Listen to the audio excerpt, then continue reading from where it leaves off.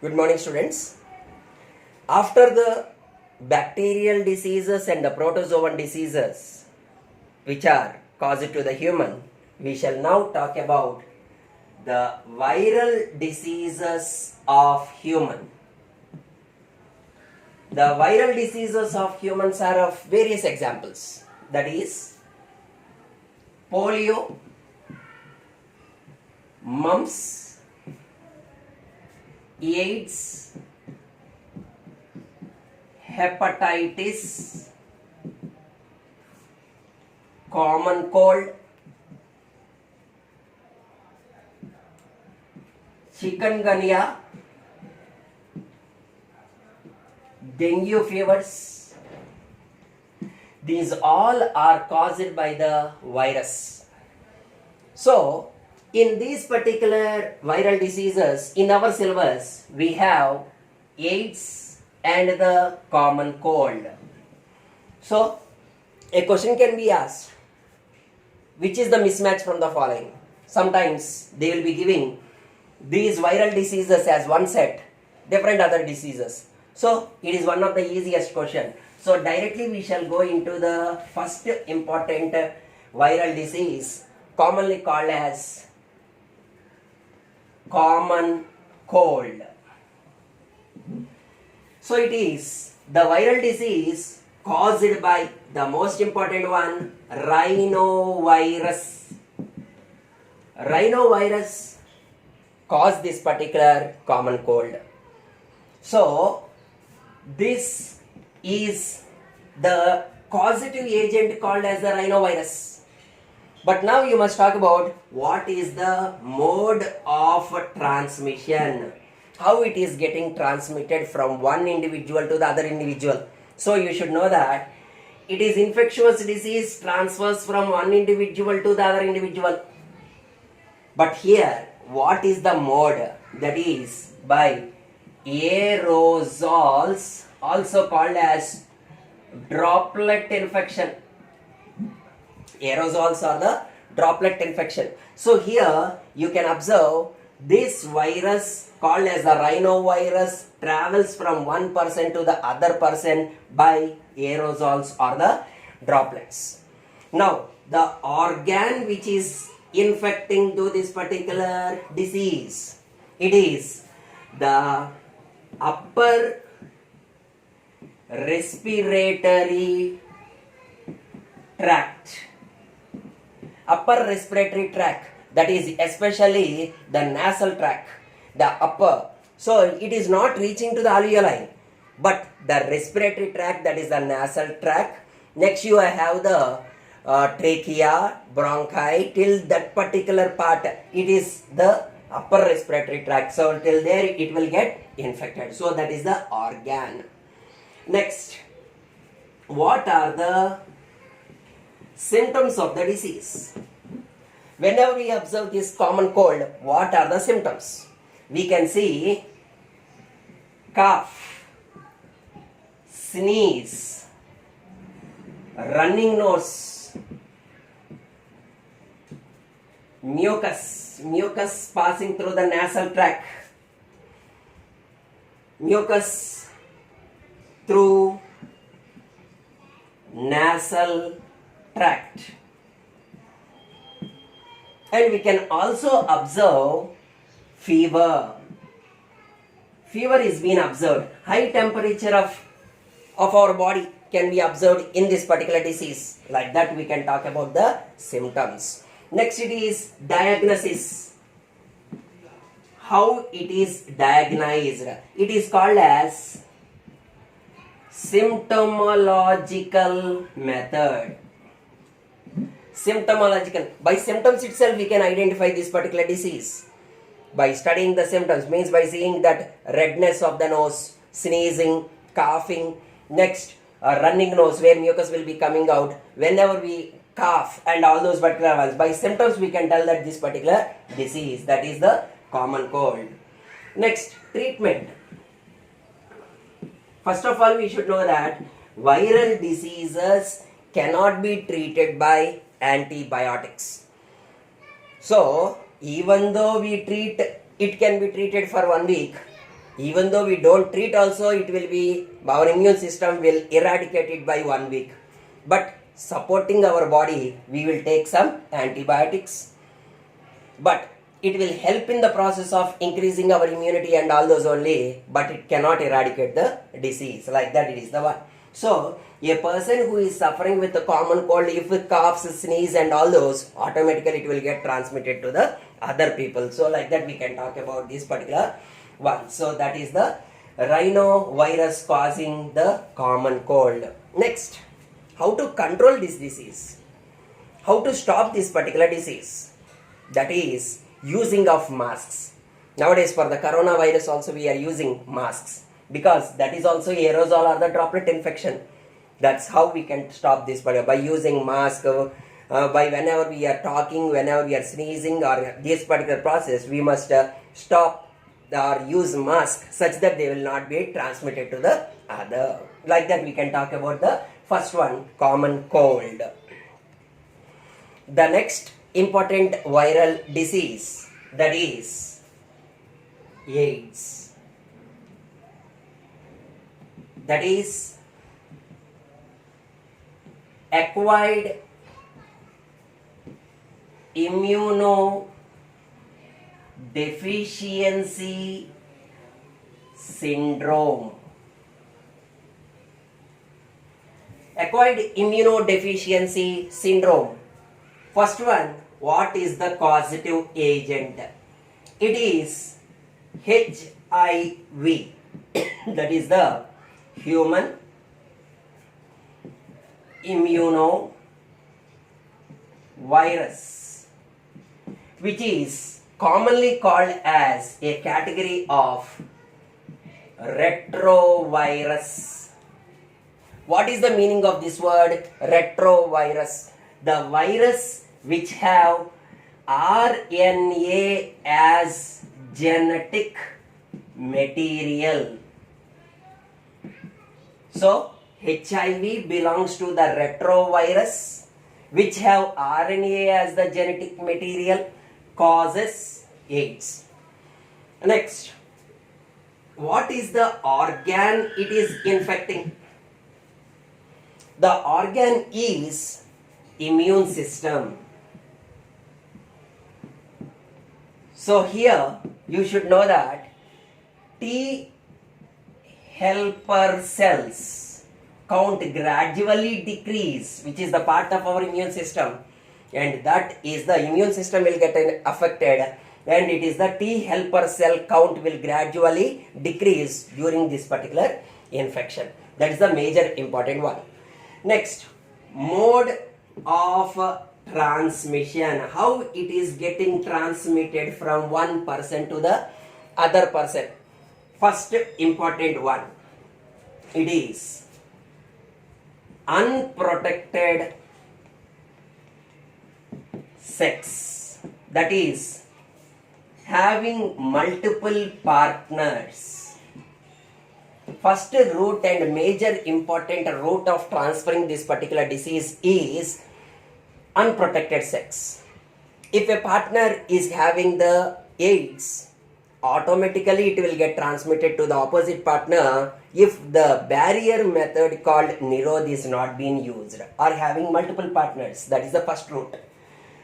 Second is from the mother to the fetus or to the child. If the mother is having the disease, definitely it will get transmitted to the fetus. That's how we can tell it is the mother fetal route. That is the next one. Next one, by using contaminated needles, operation materials, especially syringes,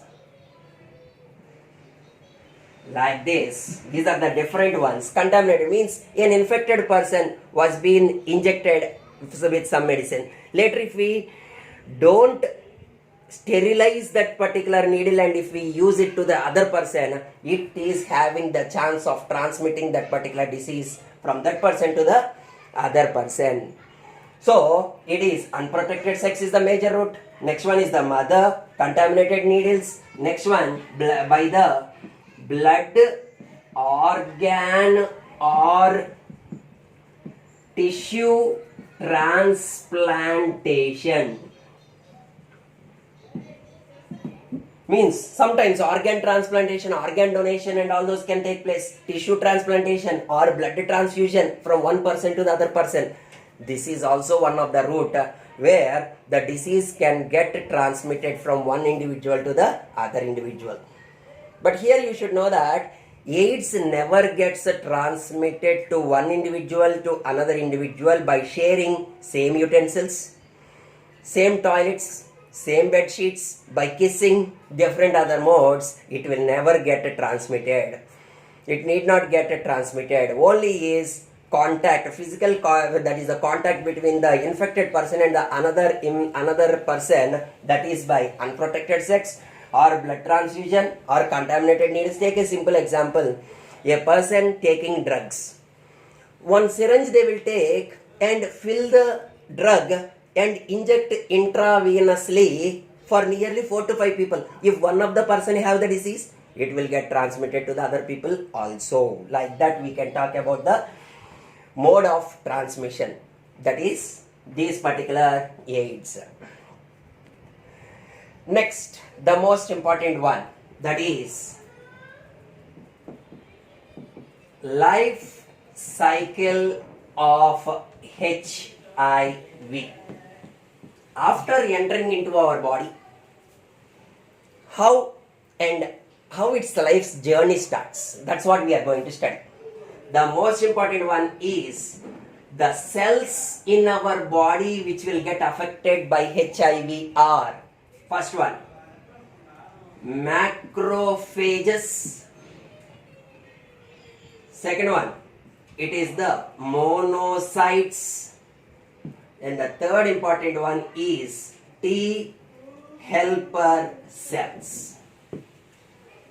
So you should know that these all will have, if you imagine that this is the T helper cell or the T, that is the monocyte or the macrophage, they will have some receptors on those particular cells called as CD4 receptors. So our immune cells which are having CD4 receptors is the target for the HIV. What are the cells in our body which will have CD4 receptors? Means macrophages, monocytes, T helper cells. These all are the part of our immune system. That's why HIV infects our immune system of our body. That's what is the major important one. So, first of all, imagine that this is our monocyte or a macrophage or another cell. Imagine that this is the nucleus of our cell. So this is a macrophage or monocyte or the T helper cell. Imagine that our AIDS virus entered into our body and it is having the genetic material like this. So this is the HIV. So first of all you should know that what is the genetic material? What is the genetic material of our HIV? That is RNA. So here you should know that single stranded RNA. Here you should know that 2 single stranded RNA is the genetic material. So this is the genetic material of the HIV. So whenever the HIV enters into our body, it will come and attach to the target cell and makes a hole on the surface of the plasma membrane and releases the RNA. Releases the RNA, shoots the RNA into the host cell. After that, by using the most important enzyme called as reverse transcriptase. Very, very important one. So, after injecting the two single-stranded RNA into the host cell by using reverse transcriptase enzyme, it will produce the DNA. It is called as viral DNA because by using this reverse transcriptase, the RNA gets converted into DNA. Now this particular DNA, imagine that this is the genetic material of the host cell. Now this particular viral DNA is injected into the nucleus of the host cell and now gets incorporated. Imagine that this is the, so this will become the viral DNA. So now this particular human cell called as the macrophage or the monocyte or the T lymphocyte is having the genetic material of the virus. So RNA is converted into DNA. Now the viral DNA enters into the nucleus of the host cell and gets incorporated. Whenever it gets incorporated, now our cell will start producing viral proteins, viral RNA. So now new viruses are synthesized. Imagine that this is the new virus with the RNA. So these are the viral proteins which are being available. So this is the viral DNA. So these are the viruses. Imagine that if the virus enters into the macrophages and the monocytes, it never kills. It never kills these particular cells and make these particular cells as viral factories. So in our body, macrophages and monocytes are considered as viral factories. Why? Because the virus is using these particular cells to synthesize the viral proteins, but not killing them. Now just imagine, these particular viruses are released into our body cells, body tissues, through the blood. They will get transferred to various parts of our body. Now just imagine, this is the T helper cell. Now this is the T helper cell. Now this T helper cell, whenever the HIV infects, HIV, that is human immunovirus, attacks it, the same procedure will carry on, but here you should know that this T helper cell bursts. Whenever it bursts, it releases numerous number of viruses into the body. Means what happens here? Macrophages and monocytes are not being bursted and killed. They are used as viral factories. But who are bursted? That is the T helper cells are continuously bursted. Whenever they burst, they will release numerous number of viral particles. Viral proliferation means proliferation will take place. More number of viruses will be produced. So these two are viral factories. And the T helper cell gradually decreases in its count. That is the major symptom of AIDS. Now once again we shall see the life cycle of HIV. By different modes, the virus entered into our body.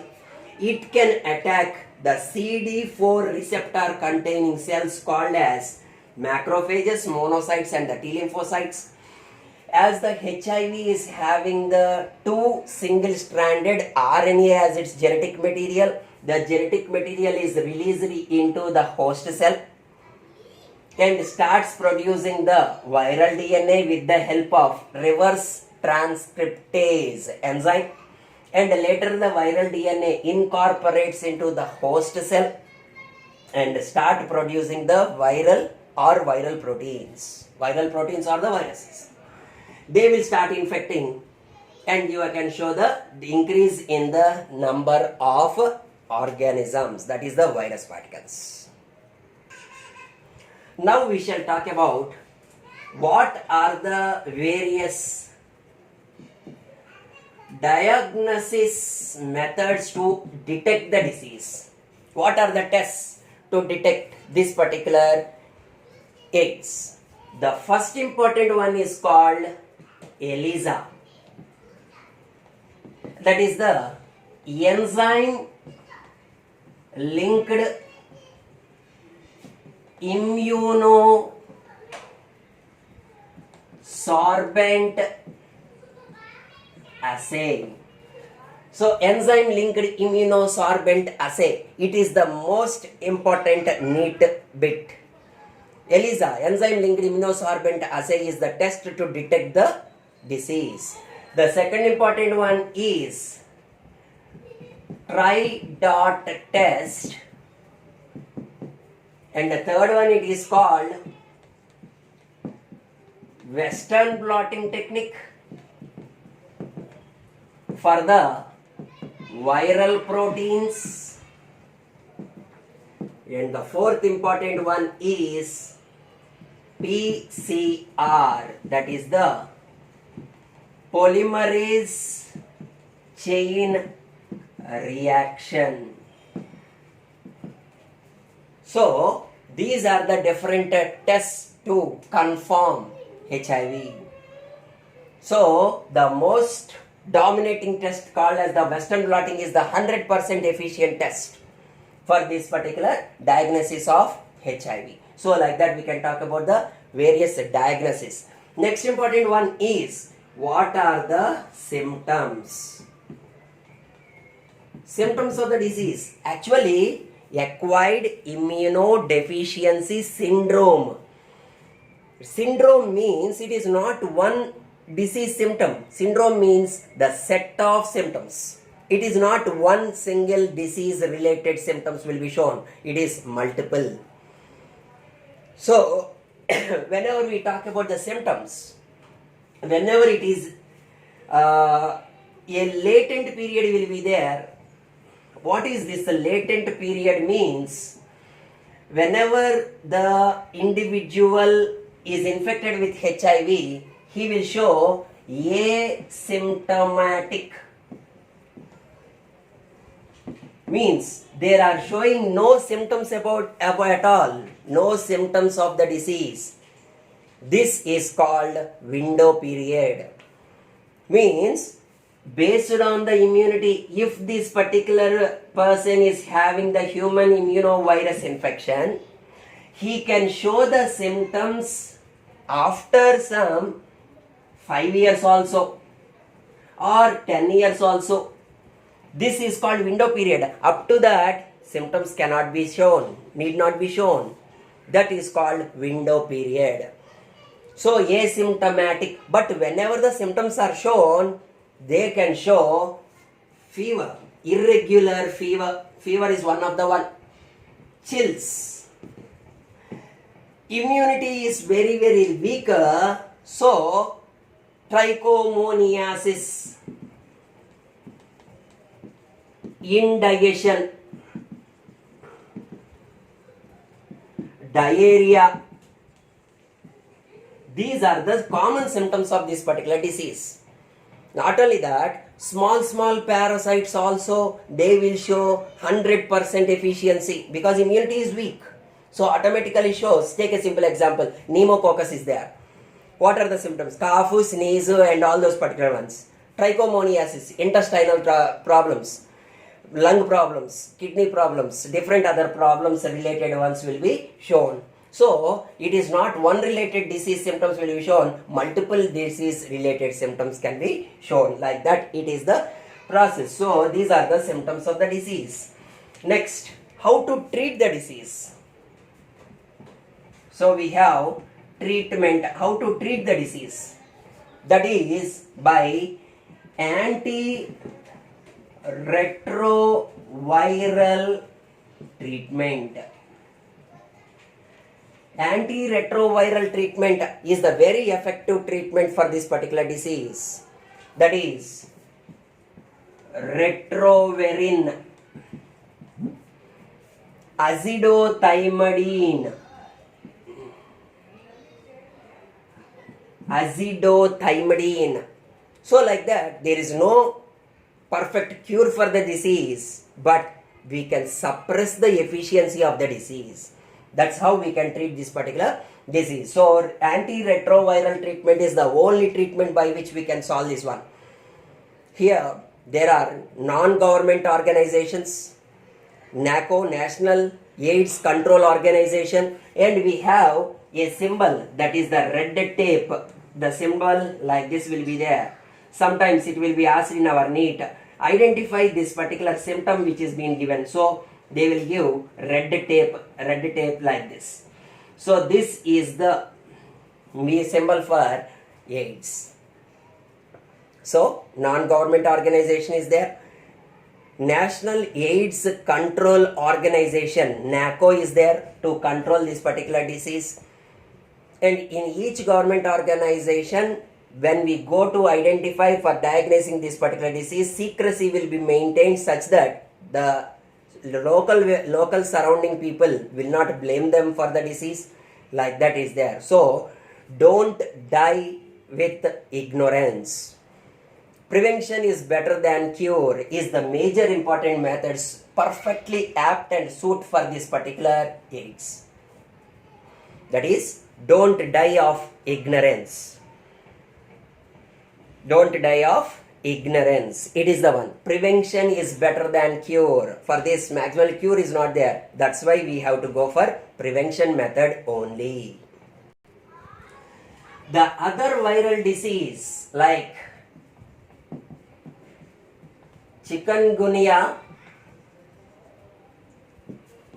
dengue. So these particular diseases are transferred from one individual to the other individual with the bite of Aedes aegypti. So Aedes aegypti is the mosquito through which this particular disease will get transferred. So we have a vector based simple example. If I talk about the protozoan disease called as the plasmodium that is causing malaria, the host is the human and the female Anopheles mosquito, but it is transferred. These are the hosts. So the vector here, it is the female Anopheles mosquito, but for chikungunya and the dengue, Aedes mosquito, female Aedes mosquito is the one which gets transferred. So like that we have the different diseases. Not only that, we have polio virus, mumps. Mumps is normally caused by the inflammation of parotid salivary glands. We have, that is the 3 pairs of salivary glands. Among them, one of the salivary gland is the parotid salivary gland. That if gets infected by the virus, they will show bulging here, and that is called mumps. Chikungunya, dengue, hepatitis, AIDS, common cold, like that various varieties of viral diseases are there. Now, after these particular viral diseases, we shall talk about helminthic diseases. So these are normally called as nematodes. Nematoda. It is Platyhelminthes and Aschelminthes. Platyhelminthes, Aschelminthes will show these particular nematode parasites. So these are normally called as worms, commonly seen in the children and also in the adults also. Adults also we can see these particular diseases. So these are commonly called as worms, like roundworm, that is Ascaris. Next one, filarial worm, hookworm, flukes, especially blood flukes, liver flukes, These all are the, not only that, we can also have the pinworms, tapeworms. These all come under helminthic. So, tapeworm, Taenia solium. Tapeworms are there, hookworms are there, filarial worms are there, roundworms are there, pinworms are there, blood flukes, liver flukes, fasciola. Somewhere we studied in our first PU, that is a liver fluke. Like that, we have various diseases. Among these, in our syllabus, we have roundworm and the filarial worm. That's what we are going to study now. So, the first important helminthic disease is ascariasis. So first one, it is causative agent is caused by Ascaris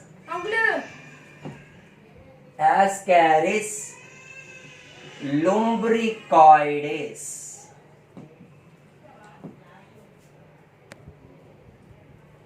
So, ascariasis, the causative agent is Ascaris lumbricoides, which is commonly called as roundworm. Now, mode of transmission, how it gets transmitted from one person to the other person, that is especially by the contaminated food. So, contaminated food, especially the food which is contaminated by the eggs of roundworm. Eggs of roundworm, also the food, not only the food, even the water which is contaminated by this particular eggs of the roundworm also causes this particular disease, that is called Ascaris lumbricoides. Ascariasis is the disease caused. Very easy to remember also. So it is the contaminated food or water. The organ which is getting infected by this Ascaris lumbricoides, it is especially the small intestine. The small intestine will get infected. These microorganisms, not microorganisms, these are macroorganisms only. These are the worms which we can see also. They are like noodle-like structures. So, they will be growing inside the intestine and sometimes they will block away the intestine also. So, small intestine will get infected. So, next if we talk about the symptoms of the disease, abdominal pain. Abdominal pain is the major important symptom where these particular organisms will be growing much inside. Not only that, intestinal block of the intestine, and we can also observe fever for this particular individual, muscle pain, loss of appetite. Like this, we can talk about the various symptoms. Fevers will be irregular, muscle pains will be common, blockage of the intestine, loss of appetite, not feeling like eating. Sometimes ulcers also can be seen. Sometimes intestinal perforations can be seen. Perforations means making holes. Like that, we can talk about the symptoms. Causing death is very, very rare because this parasite wants the host to survive because it should get the food from that particular person. Like that, it is the symptoms. Next, it is the diagnosis. How it is getting diagnosed? The diagnosis is by the process, that is by the fecal test. The fecal material of the infected person or that particular individual will be studied under the microscope. So like that. So that is the fecal test. that fecal matter will be observed under the microscope. If the eggs of that organism is being observed, that is the confirmation of the disease. Like that we can talk about the fecal test. That is the diagnosis. How to control the disease? How to control?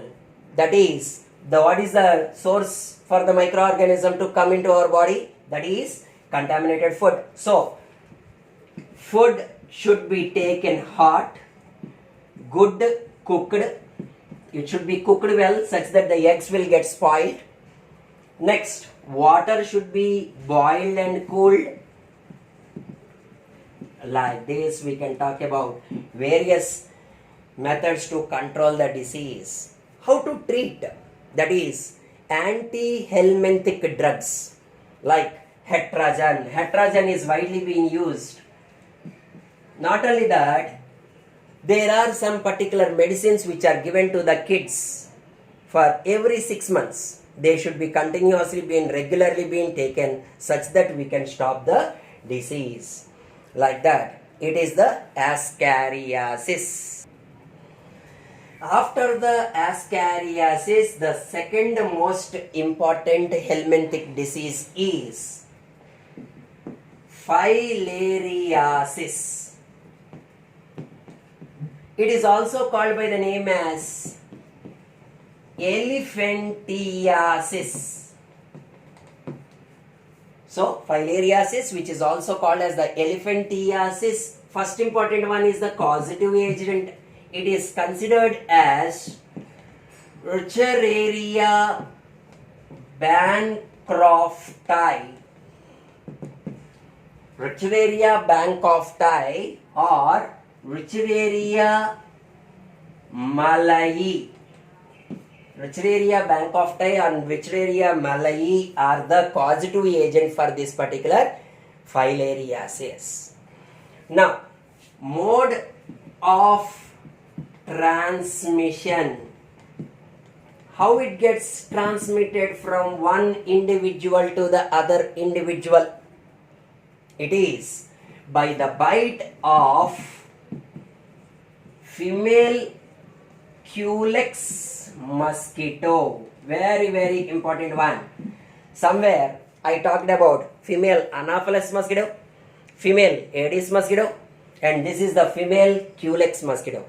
Female Anopheles mosquito for the transmission of the plasmodium causing malaria.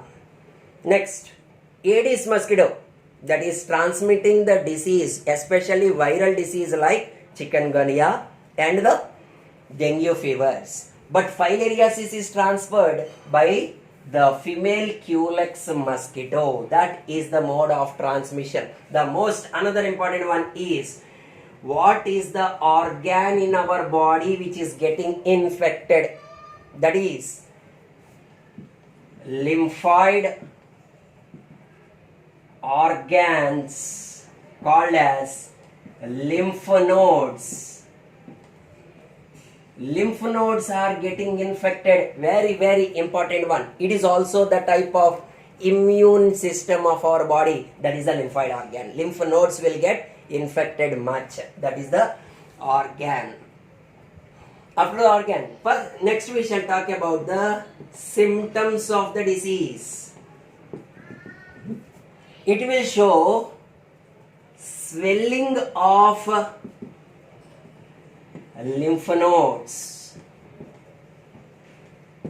especially to the lower parts of a leg, groin. Next, it is the scrotum in the males, breast in the females, like this. So, symptoms: swelling of the lymph nodes, especially in the lower part of the leg, groin, scrotum, breast in the females. So, you can see elephant leg-like structures where they will get swelled. The swelled is because of the lymph node swelling. So transmitted by the female Culex mosquito. Here the next important one is how to treat the disease. That is by anti-helminthic. The anti-helminthic drugs like especially tetrazine, like the different other medicines are there which can be useful for suppressing the disease.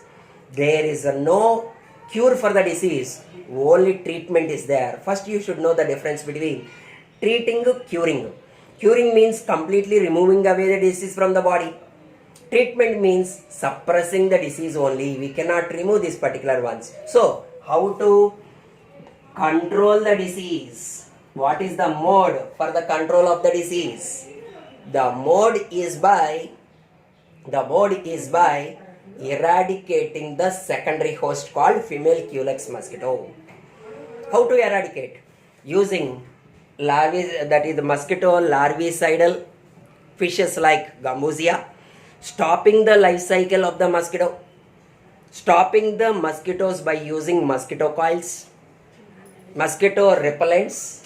Like that we can talk about the control measures of the disease. So totally we shall go into the glance. So the bacterial diseases like typhoid, pneumonia, the protozoan diseases like entamoeba histolytica causing amoebic dysentery, and the plasmodium causing the malaria, viral diseases like common cold and the HIV, and the helminthic diseases like ascariasis and the filariasis.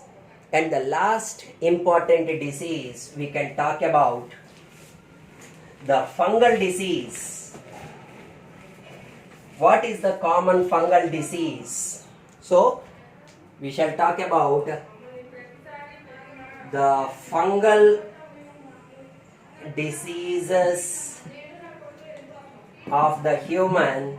Those are called as,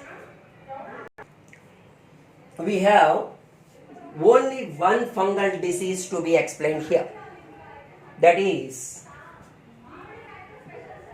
the ringworm infections. It is caused by microsporum microorganisms, epidermophyton,